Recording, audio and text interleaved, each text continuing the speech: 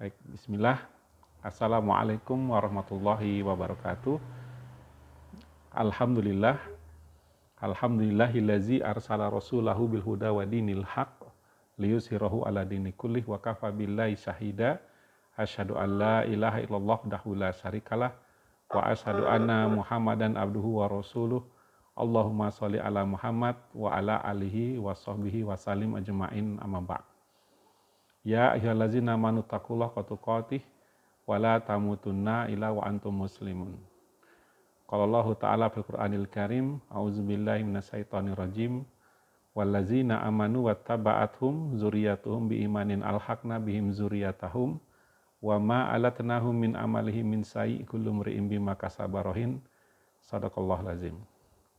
Ya sahabat filah yang dirahmati Allah Subhanahu wa taala, alhamdulillah kita dapat kembali berjumpa ya di dalam pertemuan dalam rangka membangun keluarga atau rumah tangga sakinah ya. Mudah-mudahan Allah Subhanahu wa taala memberikan keistiqomahan ya kepada kita di dalam upaya membangun rumah tangga yang sakinah ini ya.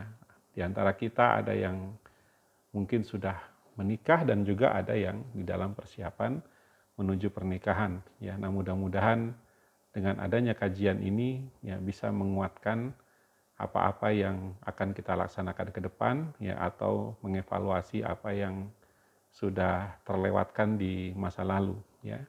Nah, mengikuti kajian ini juga sebetulnya penting karena barangkali kita juga kelak ya akan menikahkan putra-putri kita ya, sehingga kita pun memiliki bekal ilmu ya di dalam menuntun putra-putri kita di dalam melaksanakan suatu pernikahan yang sesuai dengan cita-cita Islam ya.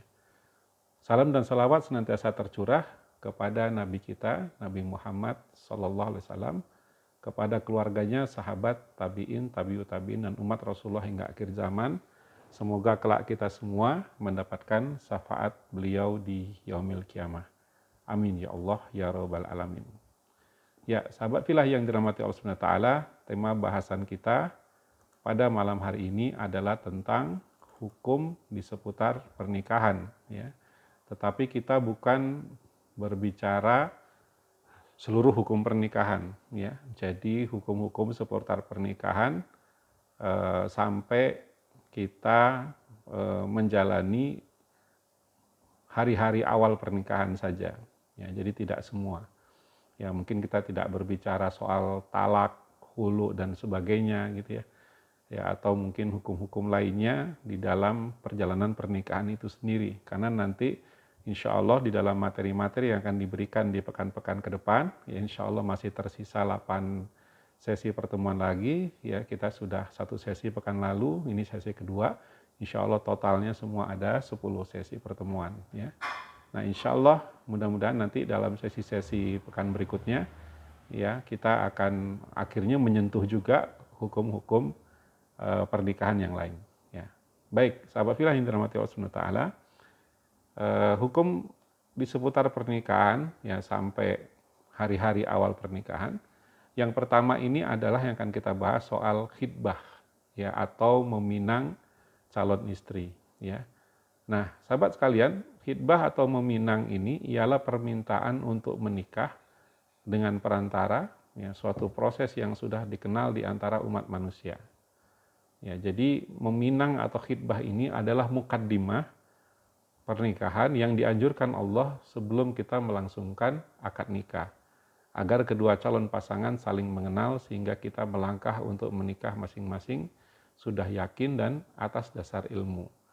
Ya, jadi ketika kita meminang ya calon istri yang sudah kita mungkin pilih di antara sekian calon istri yang sudah bertaaruf dengan kita ya, kemudian dari pihak laki-laki sudah mantap gitu ya, dan juga dari pihak perempuan juga sudah mantap ya, maka pihak laki-laki pun datang untuk meminang pihak perempuan gitu ya. Nah, biasanya ini adalah acara di mana ya pihak laki-laki ya datang pada pihak perempuan untuk menyampaikan maksud niat hatinya untuk meminang calon istrinya. Ya tentunya dilakukan dengan dihadiri oleh calon mertuanya gitu ya, atau ayah ibu dari calon istrinya.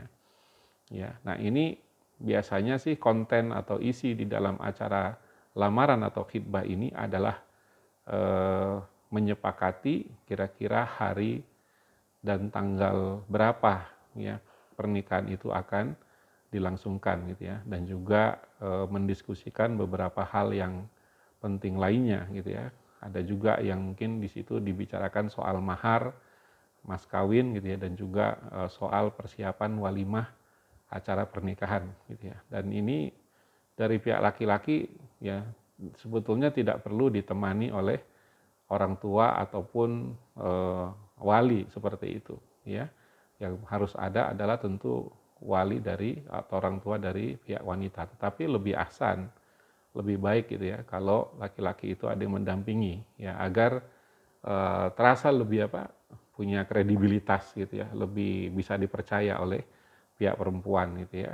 Ya minimal mungkin didampingi oleh ustadznya ya, atau ya yang mewakili orang tuanya atau walinya ya, yang cukup punya kredibilitas gitu ya untuk menjamin bahwa pria yang datang ini untuk melamar seorang wanita ini insya Allah adalah pria yang soleh, pria yang baik seperti itu. Nah ini khitbah ya, jadi melamar ini adalah suatu hal yang penting dilakukan sebelum kita menikah gitu ya.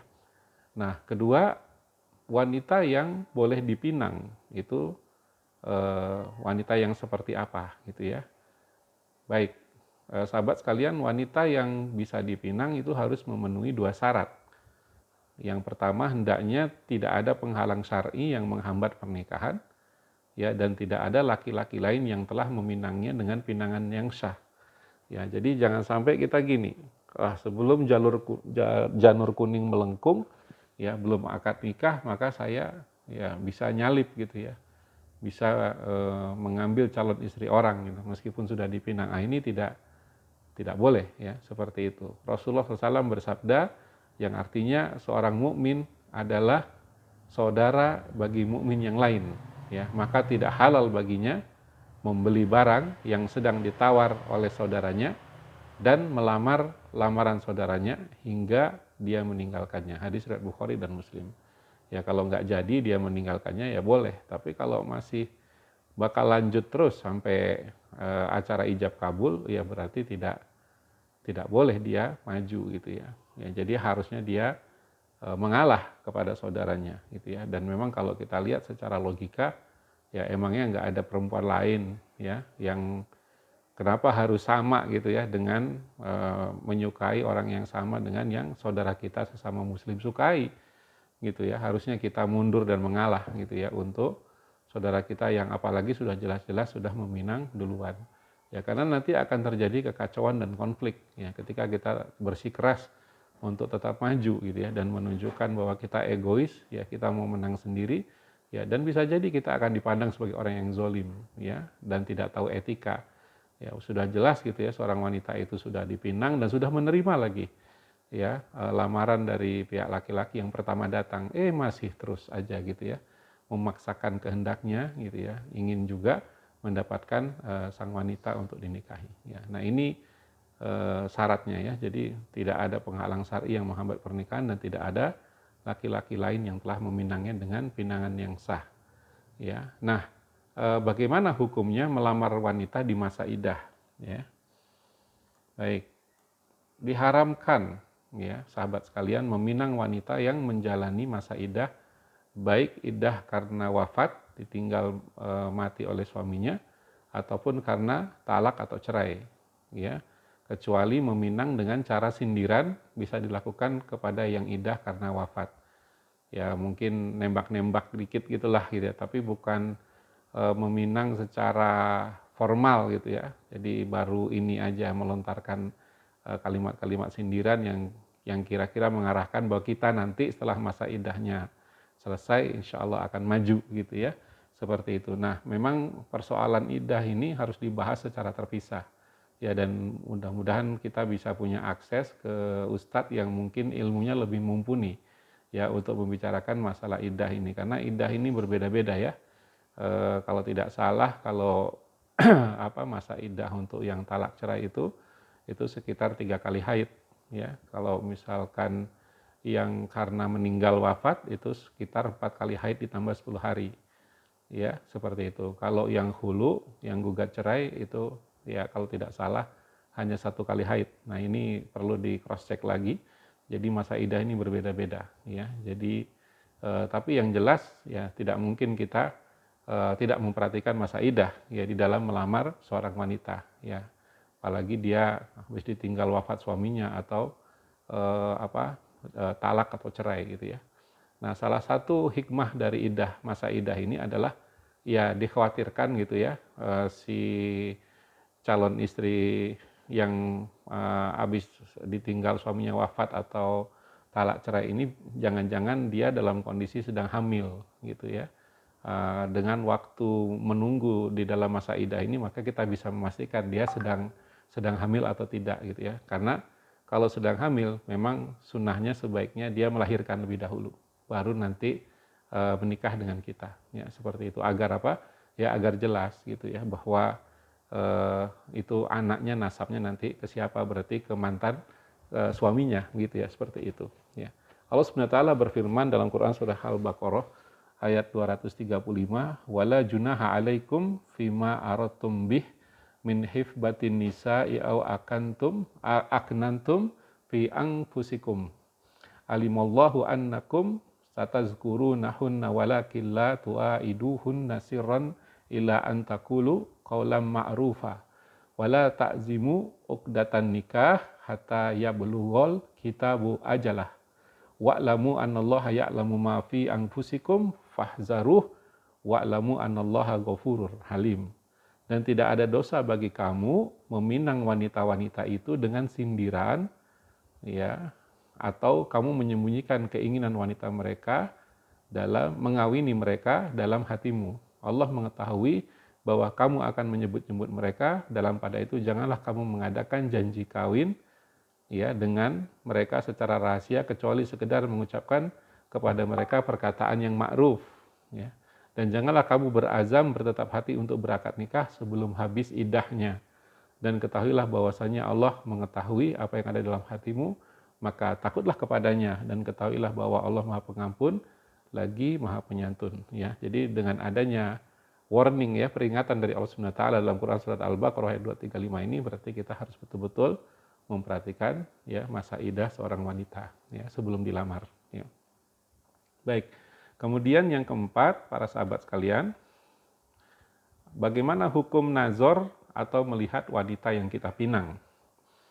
Ya, nazor atau melihat kepada wanita pinangan, melakukannya tentu ini akan membantu kedua pasangan untuk mengenal satu sama lain, ya, dan melihat sesuatu yang menarik minat untuk menikah atau melihat adanya keburukan yang membatalkan niat untuk menikah.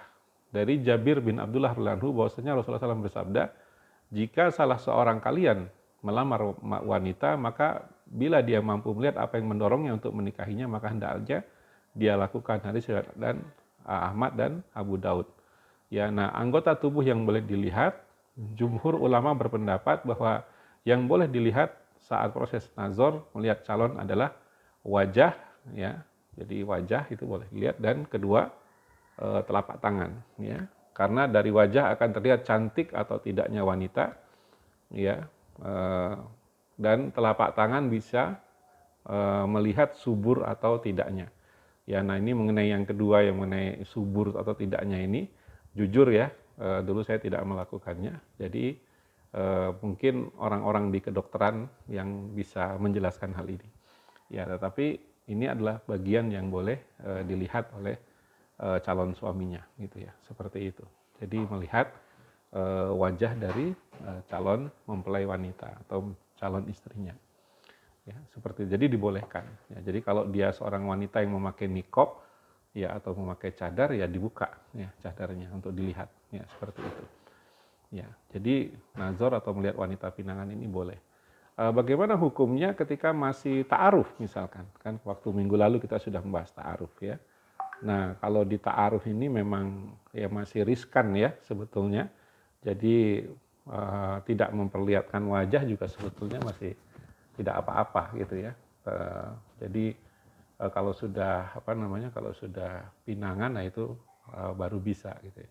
Tapi ada beberapa memang ya kan, soal soal cadar ini kan, soal nikob ini ada beberapa pendapat ulama ya. Jadi ada yang memang wanita merasa bahwa ya wajah saya ini kan tidak menyebabkan fitnah gitu ya bagi laki-laki gitu ya. Artinya tidak cantik jelita sekali gitu sampai maka dia sampai dia harus menggunakan nikob gitu ya.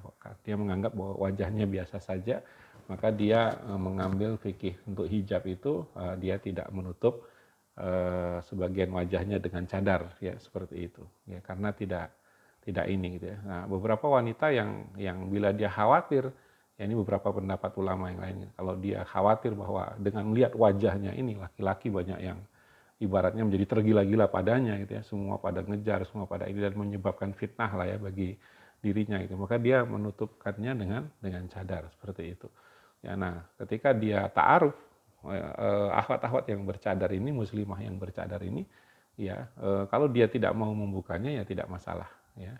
Dia ingin tahu sampai sejauh mana nih calon suaminya serius nggak gitu ya. Nah, ketika meminang itu, nah barulah dia membuka cadarnya gitu ya. Bagaimana kalau setelah saat meminang membuka cadar itu si laki-laki itu membatalkan gitu ya, oh, ternyata tidak seperti dugaan saya gitu ya, wajahnya jauh gitu ya di bawah standar selera saya, ya itu bagian dari resiko yang harus dihadapi oleh pasangan-pasangan yang mau menikah ya, seperti itu. Jadi memang nazar itu penting sih ya, karena nanti kan setiap hari kita itu akan bertemu dengan istri kita pun akan bertemu dengan kita gitu ya, maka harus ada rasa suka lah, seperti itu ya.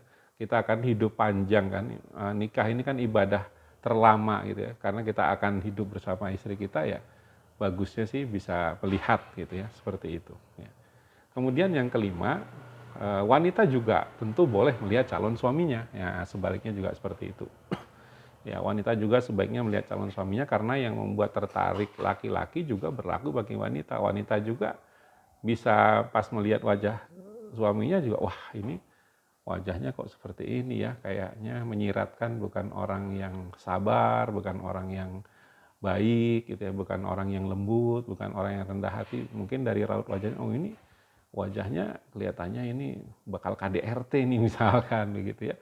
Karena kadang-kadang karakter itu bisa tergambar gitu ya di wajah. Karena penting juga bagi seorang akhwat untuk melihat wajah calon suaminya. Dan sama seperti tadi juga, ya inilah wajah yang akan kita temui setiap hari ya, nanti akan menjalani hari-hari berdua gitu ya, apakah kita suka atau tidak, seperti itu ya. Nah, Umar bin Khattab radhiyallahu anhu berkata, janganlah kamu menikahkan putrimu dengan laki-laki yang jelek. Nah, ini kata Umar ya, karena wanita juga tertarik dengan ketampanan laki-laki, layaknya kaum laki-laki tertarik dengan kecantikan wanita gitu ya. Jadi antara mereka memang harus suka ya, seperti itu. Nah, inilah yang dilakukan oleh Umar bin Khattab ketika menikahkan putranya ya, Abdullah bin Umar radhiyallahu anhu ya, dengan istrinya, yaitu betul-betul ya ditanya kedua-duanya, bagaimana Abdullah, kamu menyukai ya ini istrimu gitu ya. Ya gitu ya. Kemudian calon istrinya juga mengatakan iya gitu ya. Sama-sama suka, maka akhirnya dinikahkan. Begitu juga ketika Rasulullah menikahkan Ali bin Abi Thalib ya dengan putrinya Fatimah Az-Zahra. Ya, bagaimana Ali, kamu suka nggak dengan anak saya gitu kan, seperti itu. Ya, Fatimah juga ditanya, kamu suka nggak dengan Ali? Ya, seperti itu. Ya, akhirnya baru dinikahkan. Ya, jadi memang jangan sampai kita memaksakan gitu ya.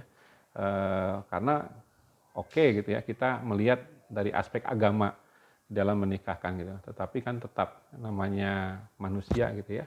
Dia mungkin punya standar minimal itu seperti apa gitu ya. Ya mungkin dia tidak butuh yang nilai 9, 10 gitu ya. Mungkin 8 atau 7,5 gitu udah cukup, seperti itu. Jadi jangan yang sampai ya setiap ngelihatnya gitu ya, kita pengennya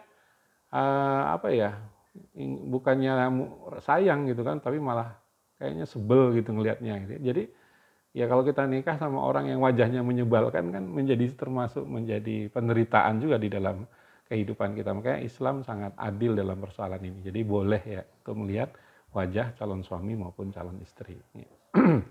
Ya, kemudian yang keenam, ya hukum yang harus kita taati juga adalah jangan sampai ya meskipun sudah lamaran, ya sudah khitbah atau sudah meminang, tidak boleh berkhalwat atau berduaan. Nah ini yang banyak dilanggar oleh pasangan-pasangan di Indonesia itu. Ya, jadi ketika kita lihat di sekeliling kita gitu ya, kalau sudah lamaran ya, kalau bahasa di kita tuh ibaratnya tukar cincin segala gitu ya.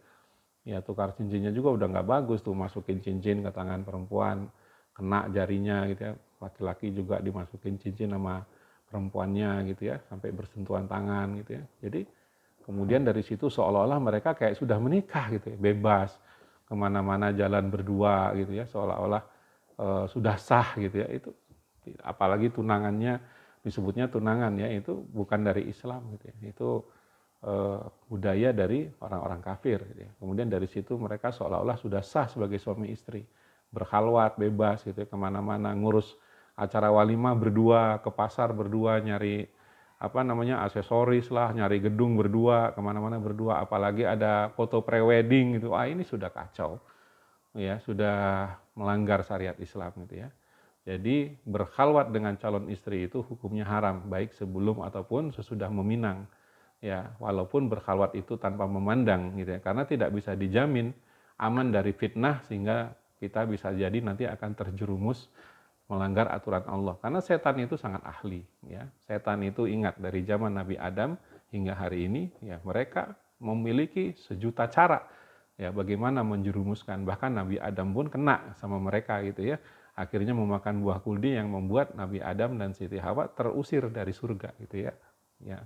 Ini ya nabi gitu ya, manusia pertama aja tergelincir gitu ya. Nah kita gitu ya merasa pokoknya saya nggak melihat dia kok gitu ya.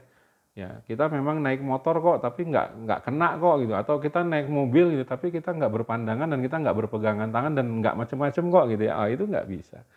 Ya pasti setan akan menggoda.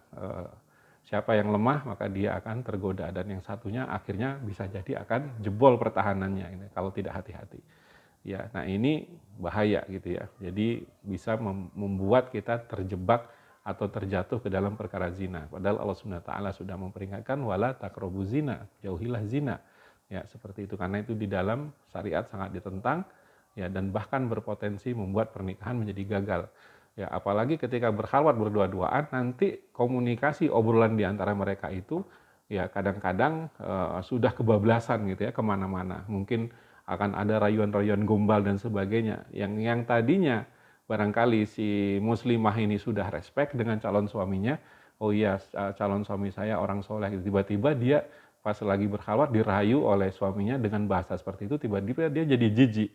Ya tiba-tiba dia jadi benci sama si laki-laki ini gitu ya, seperti itu. Atau ketika laki-lakinya ternyata melakukan keisengan gitu ya, memegang tangan muslimahnya dan muslimahnya diem aja. Yang tadinya mereka respect satu sama lain, kayaknya ini muslimahnya orang soleha. Ternyata ketika dipegang mau aja, dia langsung jadi ragu juga. Ini muslimah ini soleh atau enggak ya sebetulnya gitu ya. Jadi akhirnya bisa jadi batal ya pernikahannya, ngerusak itu tuh ya. Jadi berkhalwat itu merusak. Ya, kecuali kita di dalam mengurus acara walimah atau di dalam aktivitasnya selalu ditemani gitu ya oleh mahramnya gitu ya, dan tidak pernah di malam hari perginya gitu ya, dan itu selalu terjaga komunikasinya, tidak macam-macam gitu ya, dan tidak ada sama sekali celah untuk melakukan hal-hal yang dilarang oleh Allah Subhanahu wa taala. Nah, ini mungkin masih dibolehkan gitu ya kalau ada penengahnya gitu ya, ada yang mendampingi mereka. Tapi kalau mereka jalan berdua aja, nah ini nggak boleh. Ya, dari Ibnu Abbas radhiyallahu anhu bahwasanya Rasulullah SAW bersabda, janganlah seseorang di antara kalian berduaan ya dengan seorang wanita kecuali bersama mahramnya. Hadis riwayat Bukhari dan Muslimnya. Ini khususnya ya bagi kita yang betul-betul menginginkan suatu pernikahan yang islami, pernikahan yang insya Allah akan dirahmati dan diridhoi oleh Allah Subhanahu wa taala. Ini yang keenam ya, larangan berkhalwat atau berduaan dengan calon istri. Nah, kemudian yang ketujuh adalah bab akad nikah. Nah, ini juga penting ya. Akad nikah ini adalah syarat ya untuk supaya pernikahan itu menjadi sah. Jadi pernikahan menjadi sah dengan serah terima akad ijab kabul yang dilakukan secara tulus dan ikhlas di depan para saksi, sehingga keduanya pun sah sebagai suami istri. Nah, dengan demikian hubungan antara keduanya menjadi halal. Inilah aturan syariat yang sudah ditetapkan dalam Islam. Ya, nah, barangkali lafaz akad nikah semua sudah pada hafal ya. Ya, yang belum menikah pasti ini nanti akan deg-degan juga ya. Ya, karena mungkin kita akan ya besok kalau bisa ya pas kita mau nikah itu ya tidak salah gitu ya. Ya biasanya kalau sudah salah sekali dua kali itu wah itu semakin berdegup kencang itu jantung ya seperti itu. Tapi sebetulnya tidak, lafaz akad nikah ini kan tidak harus dihafalkan ya. Jadi dibaca pun boleh gitu ya, asal betul-betul dalam satu nafas ya, tidak ada jeda yang membuat seolah-olah kita ragu dengan ijab kabul ini ya, sehingga harus diulangi nanti oleh yang akan menikahkan kita ya. Jadi kalimat ijab itu ya kira-kira ya dari ayah mertua atau wali ya, saya menikahkan putriku namanya siapa ya, dengan mas kawin gitu ya, dibayar tunai misalkan seperti itu ya. Kemudian kalimat kabulnya saya terima nikahnya ya dengan mas kawin tersebut ya, dibayar tunai. Nah itu sudah sah gitu, seperti itu ya. Kemudian syarat sahnya pernikahan juga ya itu adalah dengan memenuhi syarat, yaitu kedua mempelai itu bukan mahram ya. Nah ini juga penting diperhatikan, atau pernikahan tersebut mendapatkan izin dari wali. Ya, pernikahan juga menjadi sah bila ada persaksian atas pernikahan. Rasulullah SAW bersabda, tidaklah sah suatu pernikahan kecuali dengan adanya wali dan dua orang saksi yang adil. Jadi berarti saksi itu minimal dua orang. Hadis riwayat Daraqutni dan Al-Baihaqi.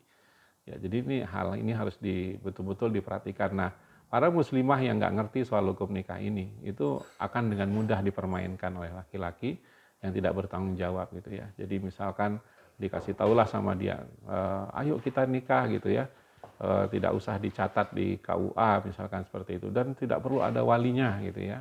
Insya Allah sudah sah kok tidak ada wali juga. Nah ini adalah suatu hal yang kadang-kadang ya bisa menjebak para muslimah dan akhirnya akan menjadi suatu penyesalan ya yang berkepanjangan nantinya gitu ya. Jadi sebaiknya memang pernikahan itu ya memenuhi syarat-syarat yang tadi disebutkan ya. Nah, kemudian yang berikutnya poin ke-8, nah ini penting juga saya peringatkan tentang walimahnya. Ya, sebaiknya memang acara walimah itu sederhana ya sahabat sekalian.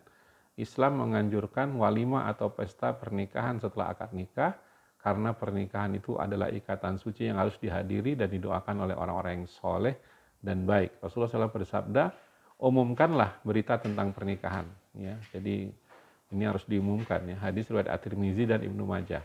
Namun sahabat sekalian, ya walimah itu haruslah qanaah, ya kemudian sederhana, ya karena inilah fondasi bagi terwujudnya bangunan rumah tangga yang kuat. Ya. Jangan sampai kita ya demi untuk menghadirkan suatu walimah atau acara syukuran pernikahan yang mewah gitu ya, kita sampai berhutang, ya sampai menjual aset-aset kita, tanah, rumah dan sebagainya gitu ya. Karena dengan cepat gitu ya, setelah walimah selesai orang akan melupakan itu semua. Ya, jadi percuma kita mengorbankan gitu ya seluruh yang kita punya hanya untuk menyelenggarakan suatu acara walimah yang sudah jelas-jelas gitu ya menghambur-hamburkan harta dan terlalu berlebihan gitu di luar kemampuan kita. Bahkan tidak sedikit ya banyak diantara orang tua yang setelah menikahkan anaknya jadi bangkrut ya, jadi nggak punya apa-apa gitu ya. Jadi sehingga pernikahan itu dari sejak awal seolah-olah tidak mendatangkan keberkahan gitu ya, seperti itu ya. Jadi kadang-kadang juga ada yang mengadakan walimah dengan niat yang bukan ikhlas mencari ridho Allah Subhanahu wa taala.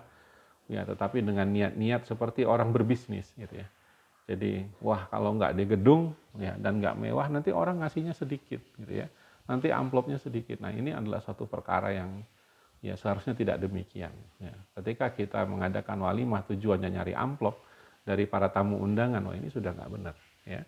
Seperti itu ya. Karena kebahagiaan rumah tangga ya para sahabat sekalian itu tidak ditentukan kepada walimah yang glamor gitu ya, kemudian fasilitas yang mewah ya. Kalau di hotel itu kalau tidak salah hitungannya itu per kepala ya, jadi per kepala 150.000 Jadi kalau tamunya 300 kaliin aja, terus 5.000 kali 300, 45 juta misalkan ya.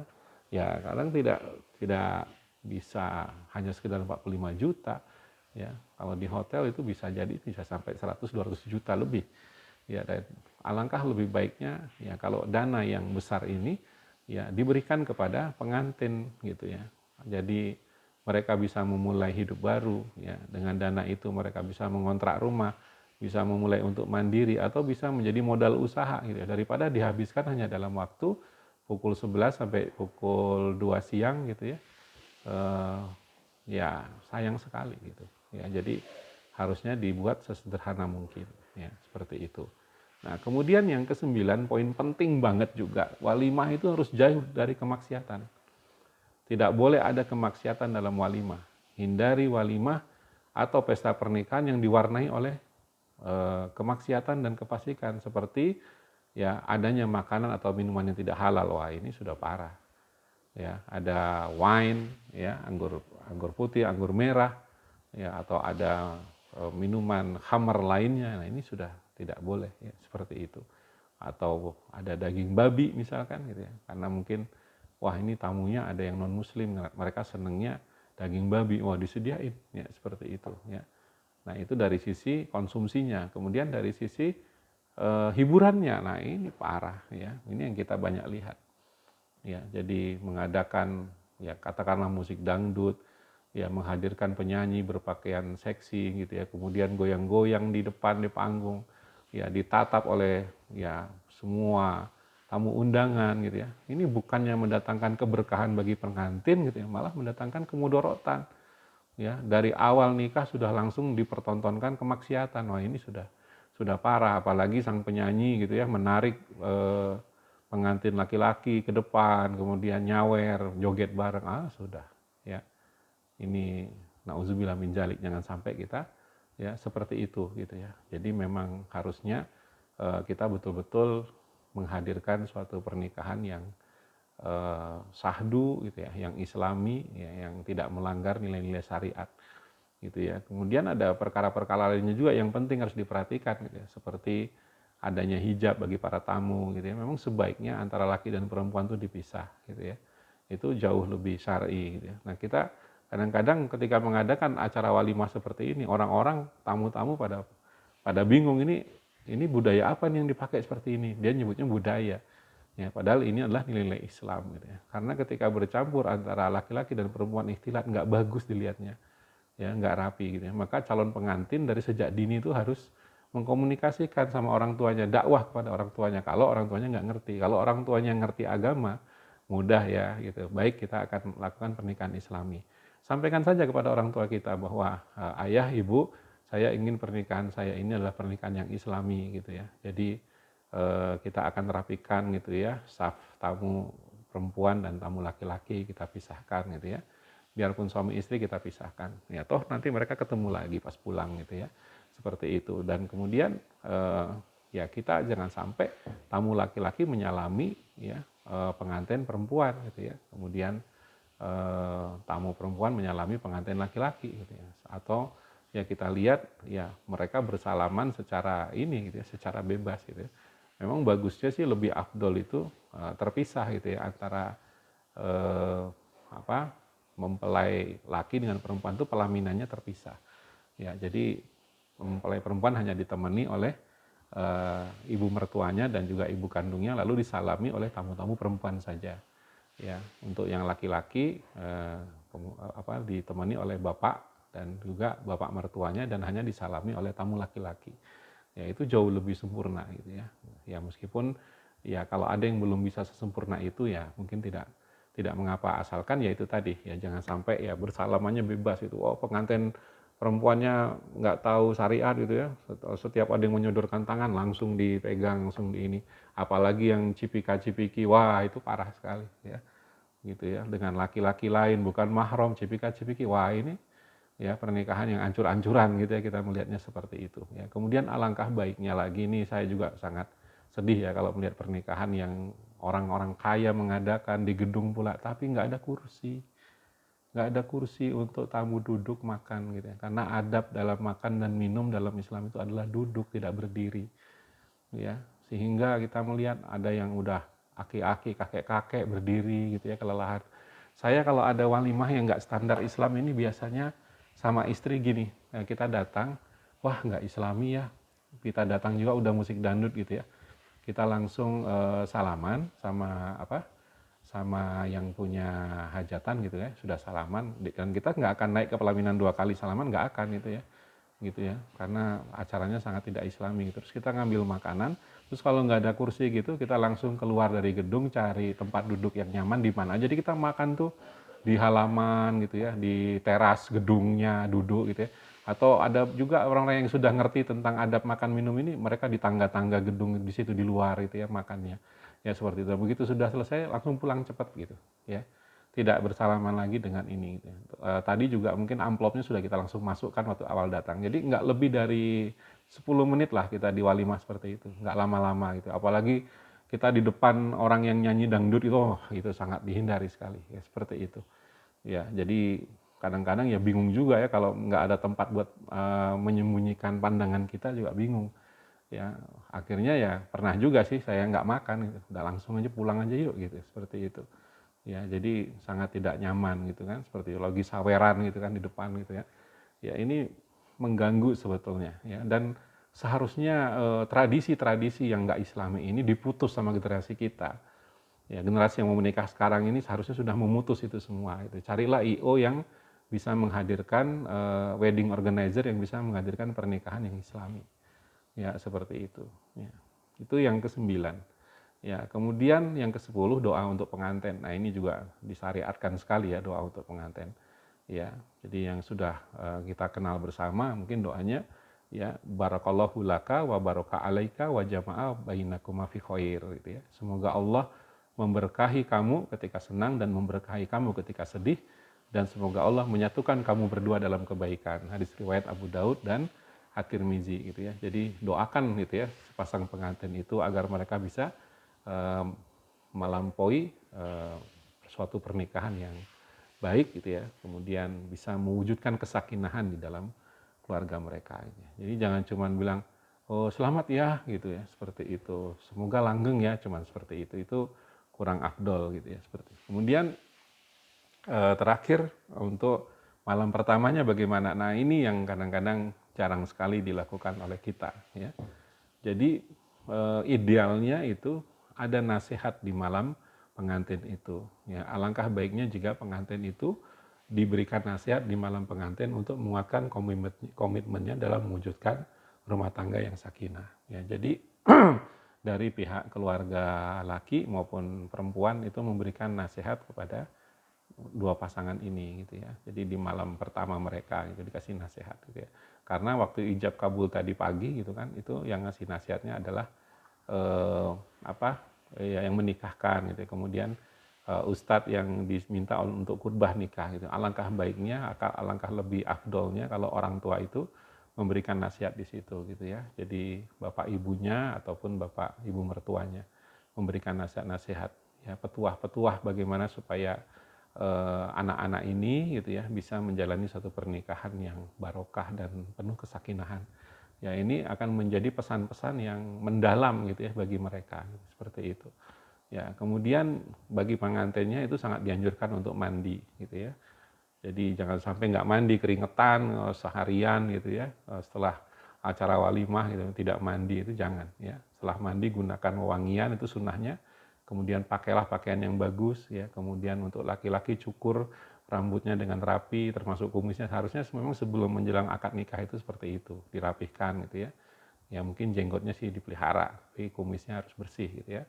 Kemudian cukur juga bulu ketiak dan juga bulu kemaluan. Kemudian juga potong kuku yang panjang gitu. Jangan sampai kuku kita panjang dan kotor gitu ya, seperti itu. Jadi sunnah-sunnah fitrah itu dilaksanakan gitu ya. Begitu ya. Kemudian yang ketiga, memang sebaiknya tidak menjadikan hari-hari haid sebagai malam pertama. Jadi ya kalau di tradisi di Indonesia kan kadang-kadang orang menentukan hari pernikahan itu melalui tanggalnya, bulannya. Oh ini tanggal sial nih, nggak bagus nikah tanggal segini. Harusnya bukan itu yang dilihat. Harusnya kalau kita melangsungkan pernikahan itu si wanita itu sudah mengukur gitu ya. Kayaknya kalau di hari ini gitu saya kayaknya bakal haid gitu ya. Jadi menikahnya janganlah di hari-hari haid gitu ya. Jadi di luar itu. Ya, nah, jadi kenapa? Karena haram hukumnya menggauli wanita saat haid, dan kasihan kan laki-lakinya gitu ya. Sudah menikah tapi ternyata masih menunggu gitu ya haidnya selesai. Jadi bagusnya memang harus dirancang sedemikian rupa. Jadi tidak bertabrakan dengan waktu haid dari akhwatnya seperti itu. Rasulullah SAW bersabda, ya barang siapa menggauli wanita haid atau menggauli pada duburnya, ya atau mendatangi dukun, maka dia telah kufur kepada ajaran Muhammad SAW. Hadis riwayat Abu Daud, At-Tirmizi, Ibnu Majah, dan An-Nasai. Ya. Nah inilah beberapa hukum-hukum di seputar pernikahan di saat awal mau menikah sampai kita menjalani malam pertama. Ya. Nah kemudian yang terakhir poin ke-12-nya adalah jangan lupa dengan doa berjima. Ingat bahwa tujuan menikah ini adalah membangun generasi penerus ya, supaya lahir dari kita pasangan ini anak-anak yang soleh solehah yang kelak akan menjadi pembela agama. Ya karena itu semua prosesnya dari awal menikah sampai akhir nanti itu senantiasa diwarnai oleh doa kepada Allah Subhanahu wa taala. Maka itu ketika kita akan berjima ya atau ketika kita akan melakukan hubungan suami istri, maka harus membaca doa sebelum bercampur dengan istri. Ya, salah satu doa yang disunahkan adalah Bismillahi jannib enas saitona wa jannibsi saitona ma rozaqtana fayuladu bainahuma waladun fala yusibuhsu ya, yusibuhsu saitonu abadan ya, yusibuhus saitonu abadan ya. Dengan nama Allah, ya Allah, jauhkanlah kami dari setan dan jauhkanlah setan dari apa yang Engkau karuniakan pada kami atau anak. Apabila ditakdirkan mempunyai anak, maka setan tidak akan bisa mengganggu selamanya. Muttafaqun alaih. Ya, jadi jangan-jangan gitu ya, banyak pasangan-pasangan yang memiliki anak-anak yang super nakal, susah diatur, susah disuruh sholat, ya susah diajak jadi orang soleh, ya susah untuk dididik untuk menjadi orang-orang yang mencintai agamanya dan istiqomah. Itu mungkin dari proses berhubungan suami istrinya juga sudah bermasalah. Ya, mungkin tidak bismillah, tidak berdoa seperti itu. Ya, tidak mengharapkan dari hubungan yang dilakukan itu betul-betul akan lahir anak-anak yang dijauhkan dari gangguan setan ya atau memiliki anak-anak yang lemah gitu ya, sehingga anak-anak ini kelak justru akan menjadi masalah yang besar bagi kedua orang tuanya. Ya, jadi memang backup itu dengan doa-doa yang terbaik kepada Allah Subhanahu wa taala. Ya, jadi jangan sampai hawa nafsu yang besar ya melupakan kita untuk senantiasa berdoa kepada Allah Subhanahu wa taala. Ya, dengan mengucapkan basmalah bismillah, maka kita telah membawa Allah dalam segala urusan kita di dalam rumah tangga ini insyaallah. Ya, demikianlah sahabat filah yang dapat disampaikan pada malam hari ini. Ya tentu jauh dari sempurna, namun mudah-mudahan beberapa pedoman ini bisa menjadi pedoman bagi kita yang akan menjalani suatu pernikahan gitu ya dalam waktu dekat. Barakallahu fikum, wassalamualaikum warahmatullahi wabarakatuh.